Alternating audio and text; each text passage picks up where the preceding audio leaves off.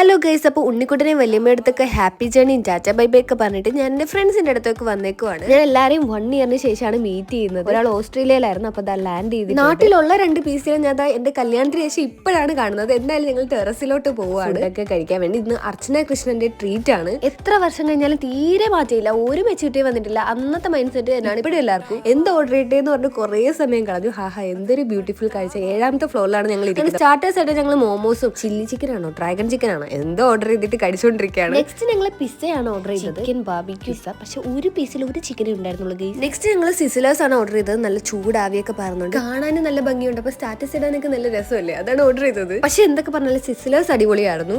Next ഇനി അഹല്യപ്രിയക്ക് തിരിച്ചു പോകാൻ സമയമായി. അവള് കോഴിക്കോട് PG ചെയ്യാണ്. സോ അവളെ ആക്കിയിട്ട് തിരിച്ചു വന്നപ്പോൾ ആശയുടെ വർക്ക് കഴിഞ്ഞ് എത്തിയിട്ടില്ല. ഞാൻ ഒറ്റയ്ക്ക് ഇന്ന് പോസ്റ്റ് അടിക്കാന്ന് വെച്ചാൽ അവരെയും കൂടെ പിടിച്ചു. സോ ഞങ്ങൾ വിചാരിച്ചു കുറച്ച് ജ്യൂസ് ഐസ്ക്രീം ഒക്കെ കഴിക്കാം. അങ്ങനെ അവിൽ മിൽക്ക് ഓർഡർ ചെയ്തു. വഹയ്ക്ക് കൊള്ളില്ലായിരുന്നു, ലാസ്റ്റ് അത് വേസ്റ്റ്. അങ്ങനെ 10 കാലമായപ്പോഴാണ് ആശയുടെ എന്നെ വിളിക്കാൻ വന്നത്.